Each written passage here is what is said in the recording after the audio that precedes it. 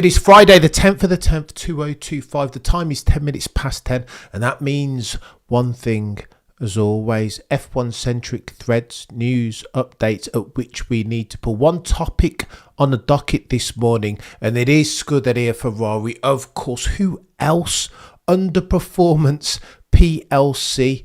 And normally I'd be saying that tongue in cheek, but it's literally now, because the results yesterday were dog doo-doo. They keep making these rubbish. And okay, divide and conquer, young sir, because we're talking about the car manufacturer now. That's a very different entity and proposition as versus the Formula One team. But I would argue that there is a symbiosis, a mutually beneficial relationship between Ferrari as a car manufacturer and F1.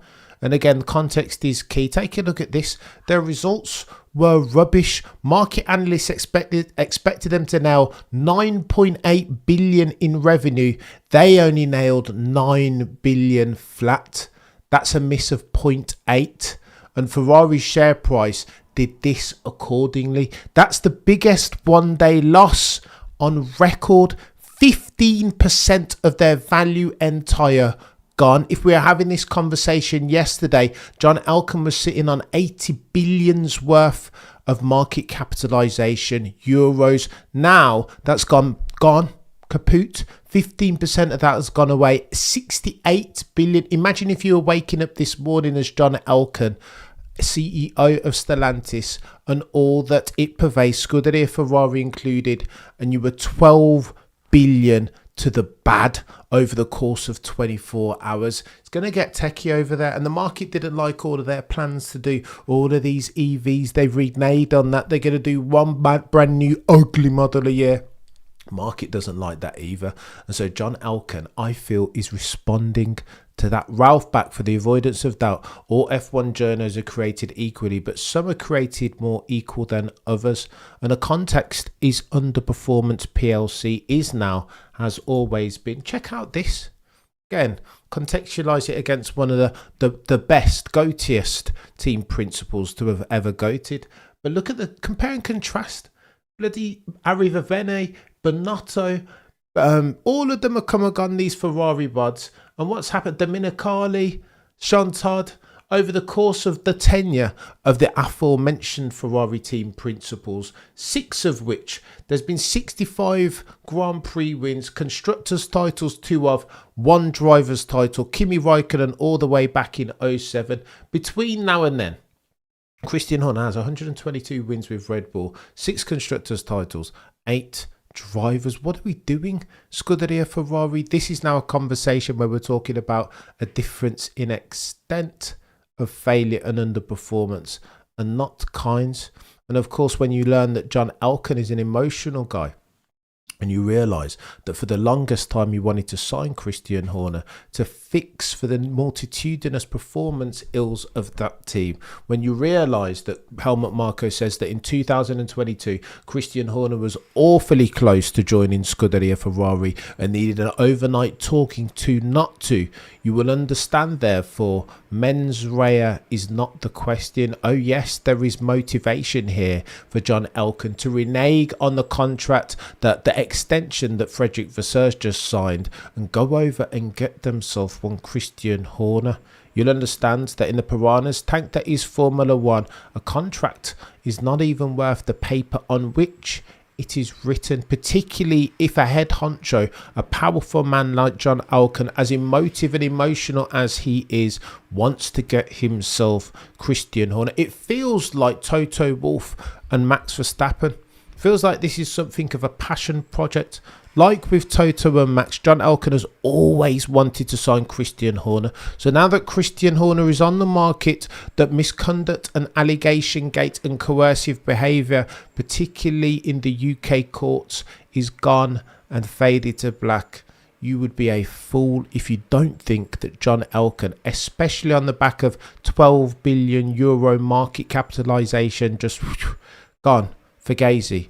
You would be a fool to think that this morning this Friday morning on the 10th of the 10th, 2025, that John Elkann won't be considering his options. And again, context is key. I'm not sure they ever wanted to re-sign Fred Vasseur. They dragged and dragged their heels, but there were no other options on their market. They were between a contractual rock and a hard place. Fred Vasseur was meant to come and turn around the team, and then you find out that Scuderia, such as the extent of their underperformance been, Brawn GP last won a race, last competed in 2009.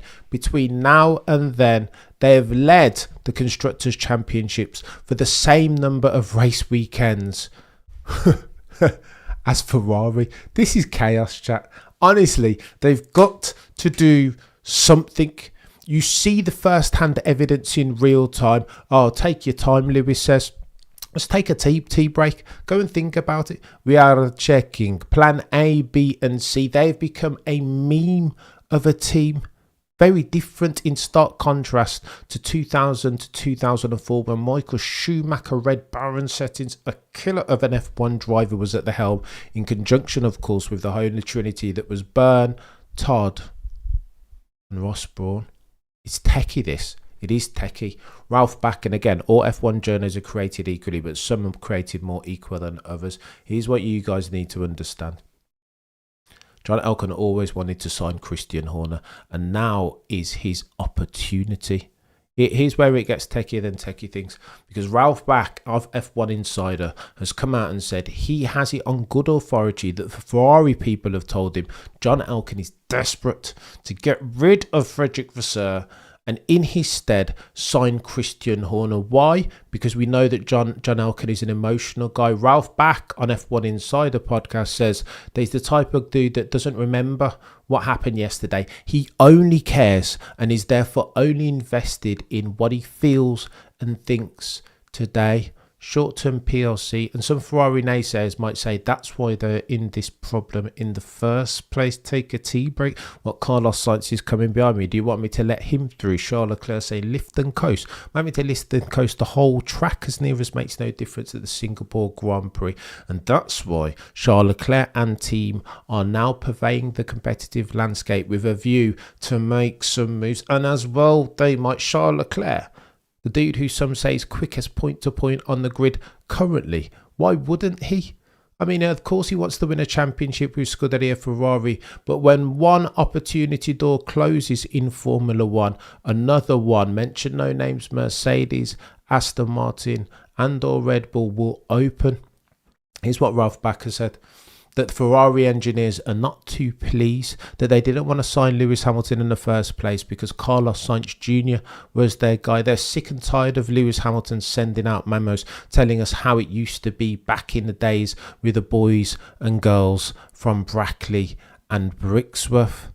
That they're not pleased with the way that Fred Vasseur is handling the challenge presented to the red team with a yellow badge and the black prancing horse on top, that the infrastructure is lacking, that the organisational way is not fit for purpose if you want to win races and therefore championships. And ultimately, who else does the buck stop with than Frederick Vasseur? I would argue that the political nature of that organisation, that's the Tifosi's team, the national team, is never going to bode well. What they need is a Jean Todt who will protect, safeguard, circle the wagons around the operational guys and deal with the political structure upwards, but they don't have that in Frederick Vasseur. I don't think he even has the power. Oh, and by the way, it's important if we're talking about the potential that if we're going to put a probability on Christian Horner going over to Scuderia or Ferrari, here's what's important. He was asked once upon a time, what is wrong with Ferrari? And Christian Horner said this many moons ago. I think the biggest problem for Ferrari is that it's a national team. That's the problem. It needs to go back to being a race team. The follow-up question comes, what do you mean by a national team? Christian Horner responds this way. Quote, you know, it's an Italian institute and there's too many people at the top end and everybody has an input and a say, making decisions therefore by consensus. We are checking. From the outside looking in, one of our strengths at Red Bull was that we move quickly that I am the Caesar at the gate, that all decision-making power rests with me. He continues, we make decisions, quote, and we stick with them. If we've made the wrong decision, we change it. Fix your fudging car. Wow, I think it would be good for Ferrari newspapers that they have such an influence on what happens here. It's a lot of pressure being at Ferrari. So the question is this going forward, chap. Will Christian Horner have the parameters within which he feels that Ferrari, being a team principal, come CEO, come shareholder potentially, is an attractive position? I'll tell you this much.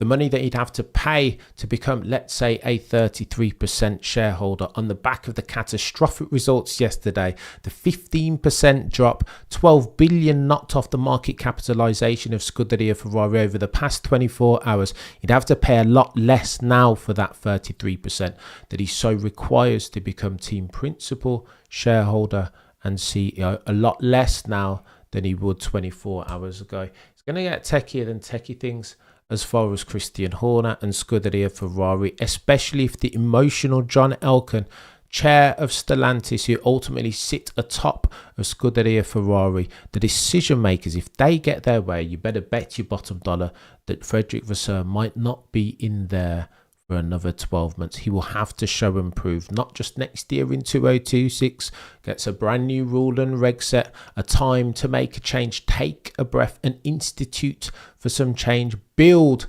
fix your fudging car, to quote Christian Horner. But I don't think he will get time. Much like Liam Lawson, the proposition facing Frederick Vasseur, the automotive Rubik's Cube for which he will have to solve, looks something like this.